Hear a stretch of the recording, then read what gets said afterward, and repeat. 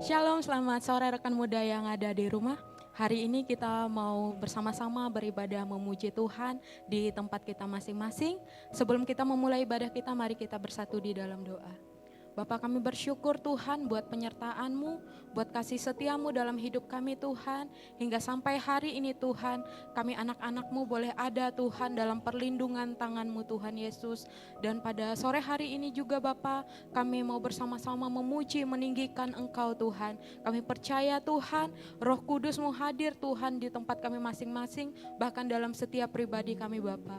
Segala bentuk kuasa yang bukan berasal daripada Engkau Tuhan, kami patah hancurkan kuasanya di dalam nama Tuhan Yesus Kristus, dan kami mulai ibadah kami dalam nama Yesus Kristus. Haleluya. Amin. Haleluya, mari sama-sama kita memuji Tuhan, meninggikan Tuhan Yesus.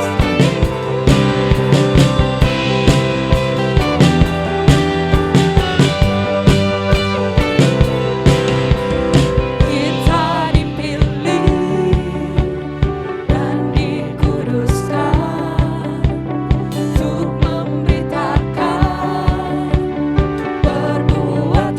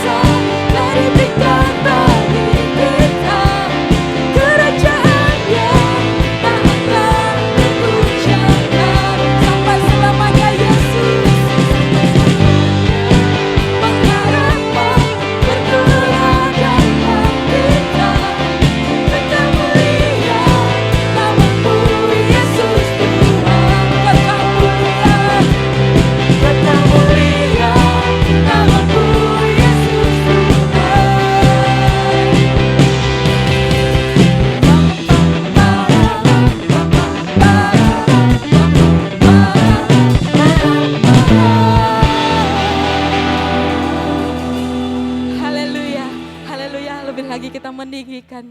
Dia yang mengubah hidup kita. Dia yang membaharui kita.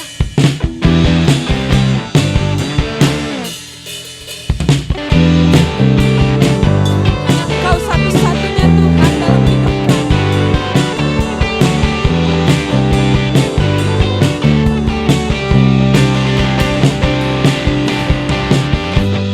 Kaulah satu-satunya sumber dari segalanya. Engkau kebenaran kami Tuhan. Kau kebenaran yang selalu benar. Kau keyakinanmu bersinar terang. Yesus Tuhanku yang berkuasa atasku, hidupku takkan sama. Ku tahu sungguh anugerah bagiku, hidupku takkan sama. Haleluya, Engkau Yesus yang luar biasa.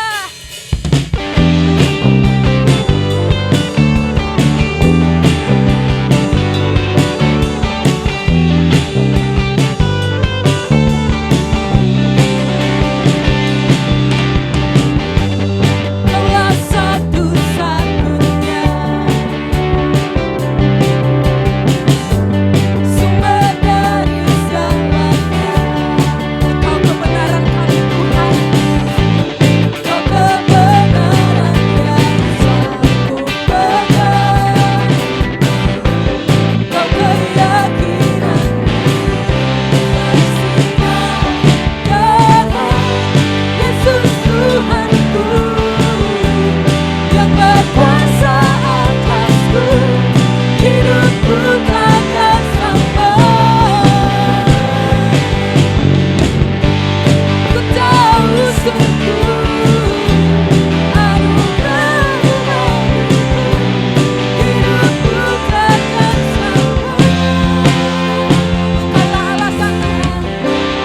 Kaulah alasan untukku hidup, hanya menyenangkan-Mu. Kaulah alasan untukku hidup, hanya menyenangkan-Mu. Engkau alasan Tuhan. Kaulah alasan untukku hidup, hanya menyenangkan-Mu. Kaulah alasan untukku hidup, hanya menyenangkan-Mu.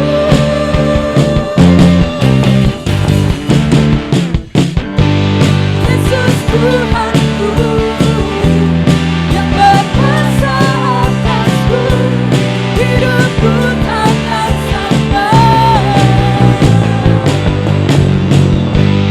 Ku tahu sungguh anugerah bagiku, hidupku takkan sama.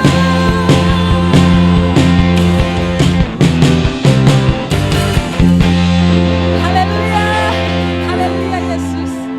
Benar Tuhan, Engkaulah alasan Tuhan yang mengubah hidup kami Bapa, sehingga hidup kami berbeda dan kami tidak sama Tuhan. Karena Engkau yang membaharui kami. Engkau yang lebih lagi menyembah Engkau Tuhan. Berbawa pujian kami Tuhan. Segala hosana, haleluya bagi Yesus yang Maha Tinggi.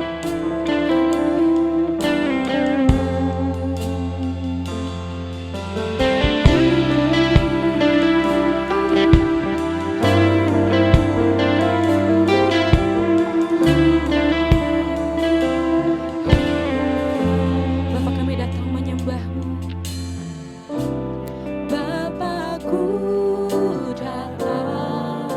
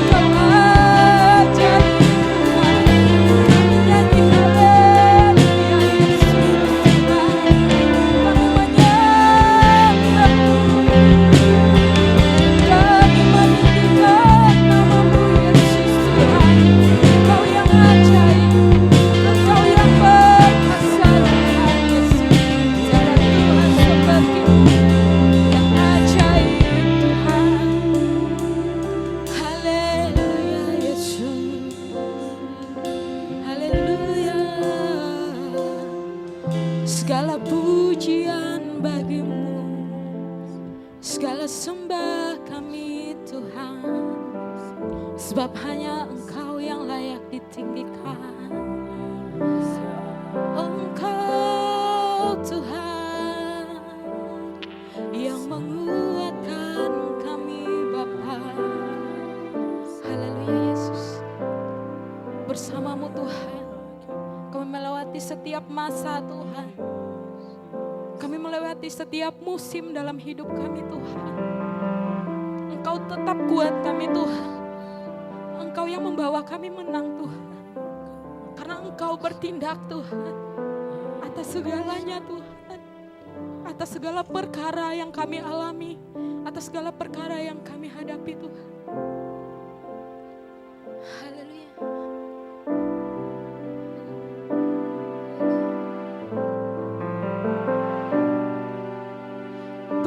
Bersamamu Bapa, ku lewati semua perkenananmu Tuhan. Yang meneguhkan, teguhkan hatiku. Engkau yang bertindak Tuhan. Engkau yang bertindak,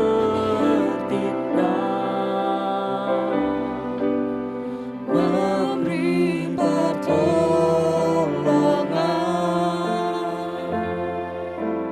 anugerah-Mu besar melimpah bagi. Bersamamu Bapa,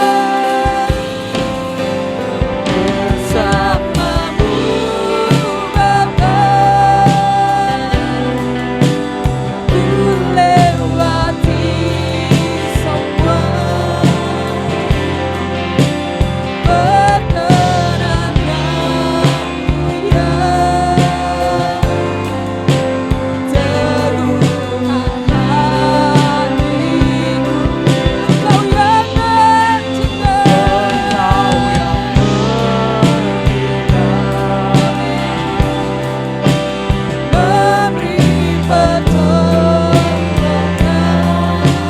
Engkau yang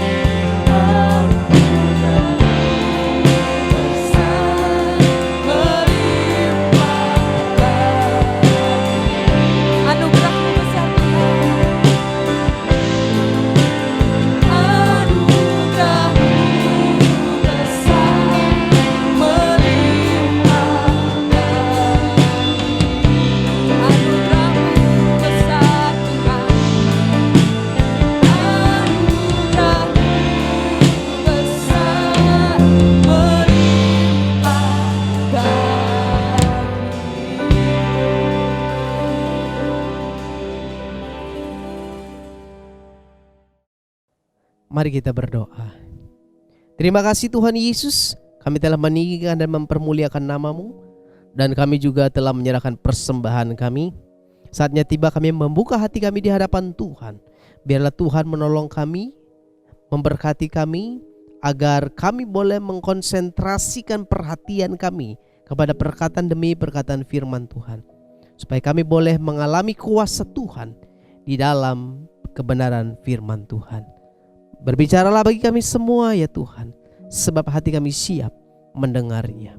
Di dalam nama Tuhan Yesus Kristus kami berdoa. Haleluya. Amin.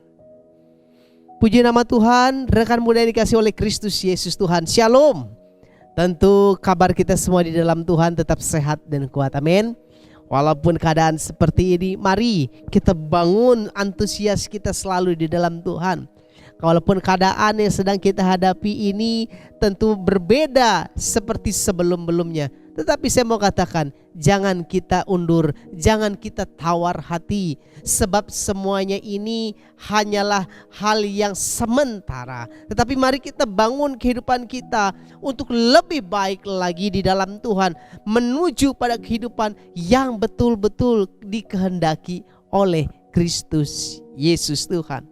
Puji nama Tuhan. Saya mengajak teman-teman semua rekan muda yang dikasih oleh Kristus Yesus Tuhan, kita melihat hari ini saya mengajak bahwa salah satu daripada pengaruh yang kuat dalam kehidupan kita ini adalah ketika kita tidak bisa menjaga hati kita dengan baik. Ketika kita menjadi orang yang tawar hati, gampang kecewa. Nah, ini akan sangat mempengaruhi daripada kehidupan kita. Saya mengajak kita semua hari ini, dalam judulnya ini saya berikan judul adalah tidak mudah tawar hati. Tidak mudah tawar hati. Mari kita baca dalam 2 Korintus pasal 4. Ayatnya yang ke-16 sampai ayatnya yang ke-18.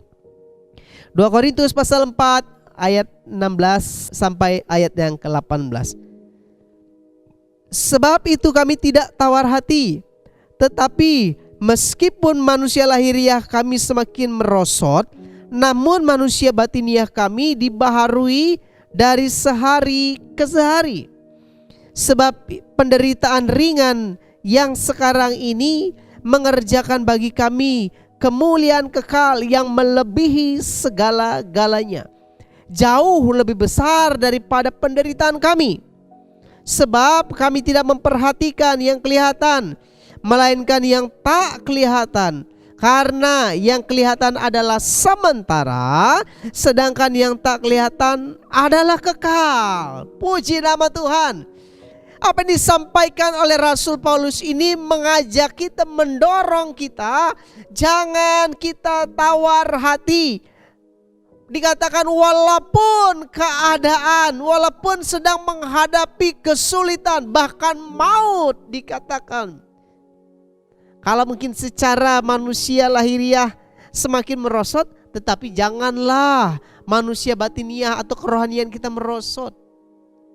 Mungkin bersamaan dengan bertambahnya usia, kita berbeda dengan sebelum-sebelumnya, mungkin punya kelemahan atau secara fisik. Tetapi jangan lemahkan atau jangan tawarkan kehidupan batiniah atau kerohanianmu di dalam Tuhan. Nah, kalau orang yang tidak tawar hati itu, dia pasti orang yang gigih. Amin. Orang yang tidak tawar hati itu dia tidak akan mudah menyerah. Amin. Dan orang yang tidak tawar hati itu adalah orang yang tidak mudah putus asa. Dia bukan hopeless, orang yang tanpa pengharapan, tetapi dia adalah orang yang penuh dengan pengharapan. Nah, kalau kita ingin meraih sesuatu hal yang baik dalam hidup ini, kita ingin meraih sesuatu hal yang kemenangan di dalam Tuhan, maka tidak boleh ada dari kita ini yang memiliki sikap hidup tawar hati. Kalau orang sudah tawar hati, dia apa-apa tuh dia akan sulit. Aduh sudahlah, sudah terlanjur, sudah tawar, aduh kada nyaman hati, sudah gak enak rasanya hati ini. Kalau udah begitu akan sulit. Dia membangun sesuatu hal yang tidak baik di dalam dirinya. Tetapi ketika lihat, waduh, kok begini ya, udah begitu, enggak apa-apa. Pasti ini bisa dilewati, pasti ini bisa dilewati, pasti ini akan bisa dilalui. Kalau dia bangun itu di dalam dirinya, dia tidak akan gampang putus asa. Dia tidak akan mudah tawar hati. Lebih-lebih tawar hati dengan Tuhan. Dia tidak akan mudah kecewa. Dia tidak akan selalu komplain di dalam doanya. Dia akan selalu mengucap syukur dengan keadaan apapun. Dia tidak akan komplain dalam doanya. Tuhan kau begini ya, Tuhan kau begitu ya. Saya kan sudah melayanimu, saya kan sudah beribadah nih, sudah banyak kuota yang saya pakai ini. Tapi kenapa masih tetap dipertemukan seperti ini? Oh, saya berharap loh begini dalam ibadah saya terbangun. Kalau kita berharap dalam ibadah kita terbangun, mari bangunlah dengan baik adanya. Kalau kita dipertemukan dengan keadaan begini, itu hal yang biasa. Dikatakan oleh Paulus, penderitaan itu hanya hal yang ringan. Hal yang biasa. Jauh dibandingkan yang sedang kita arahkan hidup kita kepada perkara-perkara yang kekal. Makanya dikatakan bahwa kami hanya memperhatikan hal yang tak kelihatan. Karena hal yang kelihatan itu sementara, tetapi hal yang tak kelihatan itu adalah kekal. Membangun kehidupan kita secara baik, kerohanian kita di dalam Tuhan. Jangan tawar hati. Ketika kita mulai tawar hati, di situ kita sedang perhitungan dengan Tuhan. Tidak boleh kita hitung-hitungan dengan Tuhan. Tapi mari kita kerjakan apa yang Tuhan mau dalam hidup kita. Jaga hati kita untuk tidak mudah menyerah. Jaga hati kita untuk tidak gampang putus asa. Tapi bangunlah menjadi hati yang penuh dengan pengharapan. Nah, mengapa kita tidak boleh memberikan ruang hati kita untuk tawar hati? Ini penting dan menjadi catatan bagi kita pada hari ini. Kenapa kita tidak boleh tawar hati? Kenapa kita tidak boleh memberikan ruang hati kita itu untuk tawar, untuk kecewa? Perhatikan, yang pertama, kenapa kita tidak boleh memberikan ruang hati bagi kita untuk tawar hati? Di dalam ayatnya yang ke-16 berkata, sebab itu kami tidak tawar hati, tetapi meskipun manusia lahiriah kami semakin merosot, namun manusia batiniah kami dibaharui dari sehari ke sehari. Mengapa kita tidak boleh tawar hati? Supaya kita dapat membangun manusia batiniah kita. Supaya manusia batiniah kita tetap terbangun. Bagaimana kita melakukan satu kebangunan rohani kalau kita tawar hati? Bagaimana kita bisa membangun kehidupan kita menjadi pribadi yang berpengharapan kalau kita tawar hati, kalau kita gampang putus asa, kalau kita mudah kecewa? Maka oleh sebab itu sangatlah penting, harus kita singkirkan, harus kita bersihkan dari kehidupan kita yang dari namanya tawar hati ini. Kita akan sulit membangun kerohanian kita. Sulit akan membangun manusia batiniah kita. Mari kita baca dalam 1 Petrus 3 ayatnya yang keempat. 1 Petrus pasal 3 ayat yang keempat berkata, tetapi perhiasanmu ialah manusia batiniah yang tersembunyi dan perhiasan yang tidak binasa, yang berasal dari roh yang lemah lembut dan tentram dan sangat berharga di mata Allah. Kenapa batiniah kita harus kita tetap bangun? Sebab itu adalah perhiasan yang tidak dapat binasa, yang hanya berasal dari roh yang lemah lembut dan tentram. Kita membangun manusia batiniah kita. Perhiasan kita bukan terletak pada perhiasan lahiriah. Menurut sudut pandang dunia ini, memiliki pakai gelang, pakai anting, kalung, yang semua 24 karat, bisa lebih daripada 10 gram. Waduh, gimana bisa pakai sampai 50 gram? Aduh, saya membayangkan tuh gimana sampai jalan begini nih kalau 50 gram tuh. Bayangkan kalau hanya kita dandani perkara lahiriah kita, kita akan menjadi orang gampang tawar hati. Kita akan jadi orang yang gampang putus asa. Tetapi ketika kita mendandani manusia rohani kita, perhiasan kita adalah perhiasan yang tidak binasa. Kalau tadi sifatnya tidak kekal, tetapi membangun kehidupan kita, kerohanian kita, manusia batiniah, itu adalah sifatnya kekal.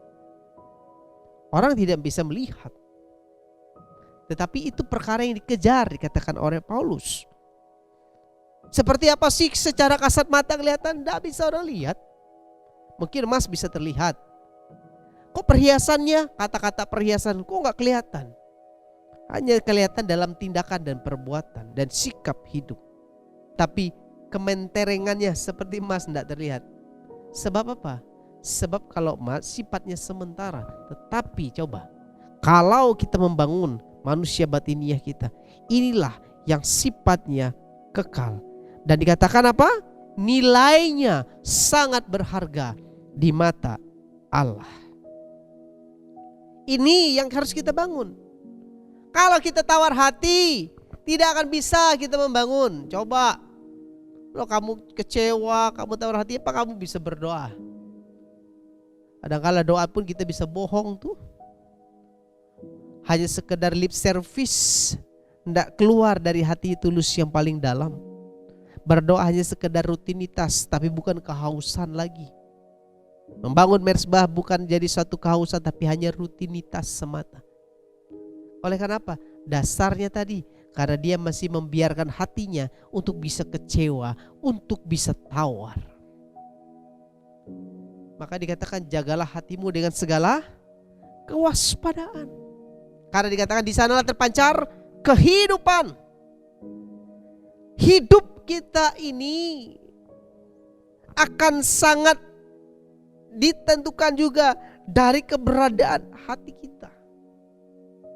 Orang kalau hatinya sudah tidak nyaman, udah tidak enak, segala sesuatu yang dikerjakan tidak akan bisa menghasilkan yang baik dan enak juga. Apalagi bicara dia membangun kehidupan rohaninya. Dia bereskan dulu semua itu, bersihkan, sapuin dulu tuh semua tawar hati. Bahkan firman Tuhan berkata, kamu mau datang di hadapan Tuhan, bagaimana persembahanmu berbau harum, engkau saja tidak berdamai dengan saudaramu. Bicara apa? Bicara dari dalam juga. Ini yang gak beres, hatinya yang gak beres, tawar hati, kecewa dan sebagainya. Segala sesuatu harus dibersihkan. Oleh sebab itu penting sekali mengapa kita tidak boleh memberikan ruang hati kita untuk tawar hati. Karena jangan sampai kita tidak bisa membangun manusia batiniah kita. Tetapi harus kita membangun manusia kita tetap di dalam Kristus Yesus Tuhan. Nah, lalu kita lihat hal yang kedua. Mengapa kita tidak boleh tawar hati? Hal yang kedua, kenapa kita tidak boleh tawar hati? Di dalam ayatnya yang ke-17 dari pembacaan kita hari ini, 2 Korintus 4 ayat ke-17, sebab penderitaan ringan yang sekarang ini mengerjakan bagi kami kemuliaan kekal yang melebihi segala-galanya, jauh lebih besar daripada penderitaan kami. Nilainya jauh lebih besar. Mengapa kita tidak boleh tawar hati? Supaya kita bisa mencapai tujuan kita pada kemuliaan itu. Amin. Supaya kita bisa mencapai pada tujuan kita, yaitu kepada kemuliaan yang dikehendaki oleh Tuhan. Tidak akan bisa tercapai perjalanan kita untuk mencapai kepada kemuliaan dikehendaki oleh Tuhan, bisa terhenti di tengah jalan, bahkan bisa stuck, atau ya kalau stuck mundur. Ini yang bahaya. Makanya jangan beri ruang hatimu untuk tawar hati. Betul-betul tutup rapat. Aduh, bagaimana om? Bagaimana pak? Bagaimana kak? Lihat dia aja, aduh bisa, aduh enaknya. Tawarlah. Apalagi aduh satu tim lagi, aduh satu pelayanan lagi, aduh satu gereja lagi. Ngelihat dia, aduh tawarlah. Ketika kita memberikan kesempatan ini terjadi dalam hidup kita, di situ kita sedang memberhentikan pencapaian dari hidup kita untuk meraih kemuliaan dikehendaki oleh Tuhan. Oleh sebab itu, mengapa? Alasan yang kuat yang kedua, mengapa kita tidak boleh tawar hati? Ya supaya kita tidak berhenti untuk mencapai pada kemuliaan dikehendaki oleh Tuhan. Nah, di dalam Roma pasalnya yang ke-8 ayat yang ke-18. Roma pasal 8 ayat yang ke-18. Sebab aku yakin bahwa penderitaan zaman sekarang ini tidak dapat dibandingkan dengan kemuliaan yang akan dinyatakan kepada kita.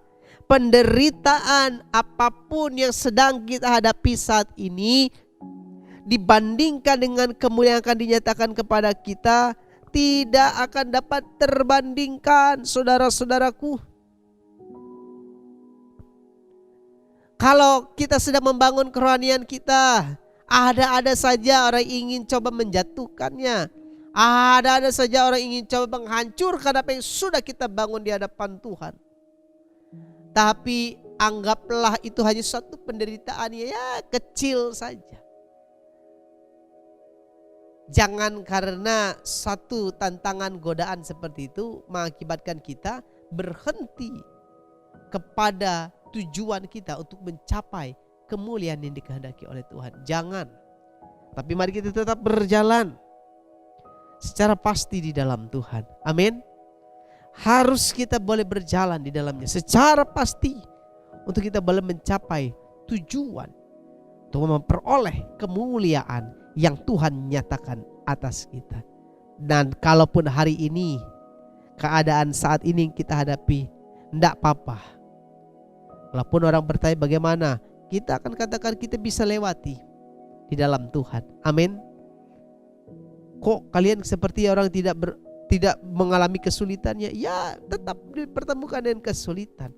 Tetapi kami tahu kesulitan ini tidak jauh lebih dibandingkan dengan nantinya akan kami peroleh kemuliaan di dalam Tuhan. Kita jalani di dalam Tuhan. Kita percaya dalam kita menjalani ini, Tuhan tidak meninggalkan kita. Amin. Tuhan akan bersama dengan kita, menolong kita, menuntun kita, agar dalam jalan hari-hari kita di dalam Tuhan, Tuhan menaruh hikmat. Kita menjadi orang yang bijak, hidup di dalam Tuhan.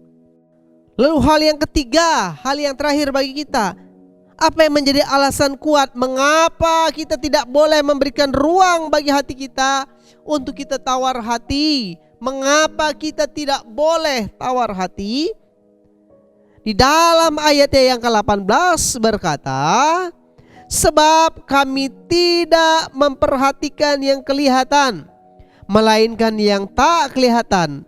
Karena yang kelihatan adalah sementara, sedangkan yang tak kelihatan adalah kekal. Mengapa kita tidak usah tawar hati, tidak boleh memberikan ruang hati kita untuk tawar hati?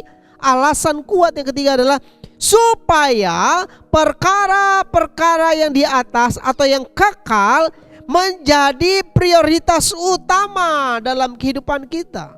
Amin.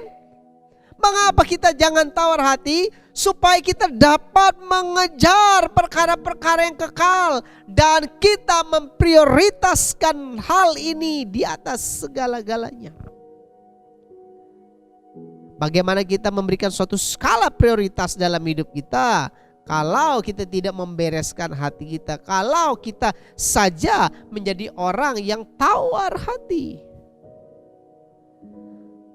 Oleh sebab itu, jangan beri ruang sedikit pun untuk yang namanya tawar hati itu. Amin, saudara-saudaraku.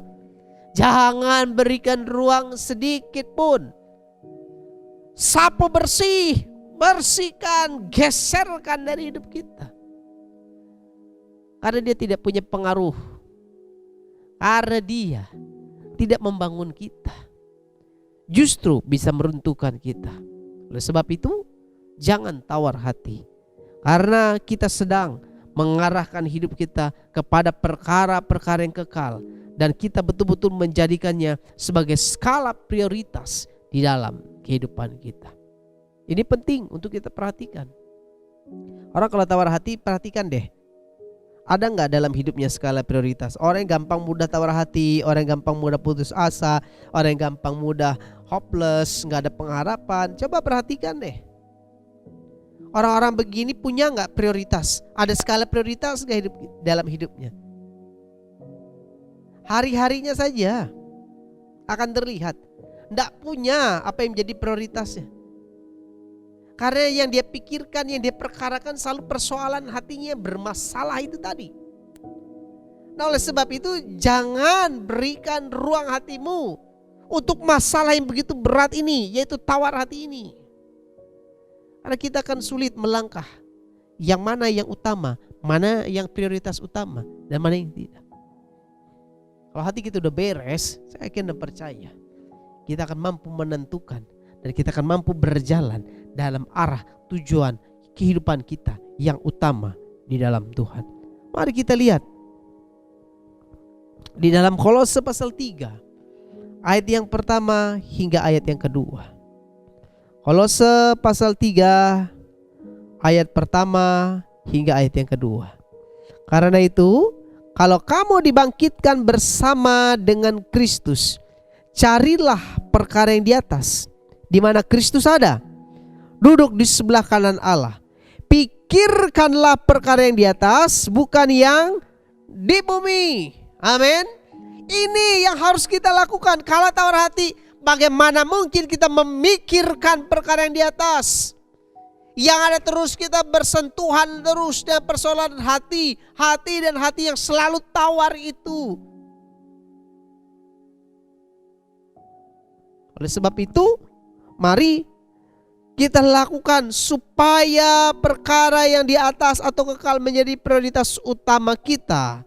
Maka dikatakan oleh dalam Kolose tadi, kamu dibangkitkan bersama dengan Kristus, maka carilah perkara di atas, di mana Kristus ada. Ini yang menjadi hal indah kita kerjakan dalam hidup ini. Kalau hal indah ini tidak dibarengin dengan satu tekad tujuan yang kuat di dalam Tuhan, dengan menanggalkan segala beban lain sebagainya,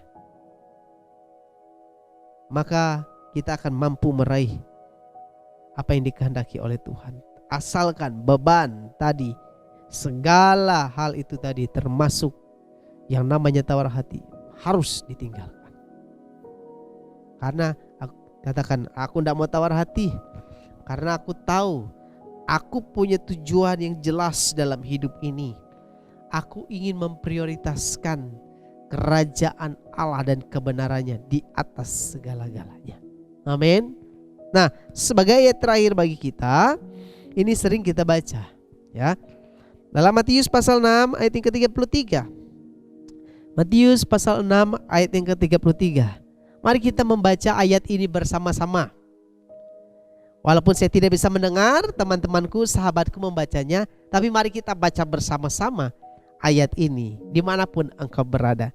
Matius 6 ayat 33. 1-3. Tetapi carilah dahulu kerajaan Allah dan kebenarannya, maka semuanya itu akan ditambahkan kepadamu.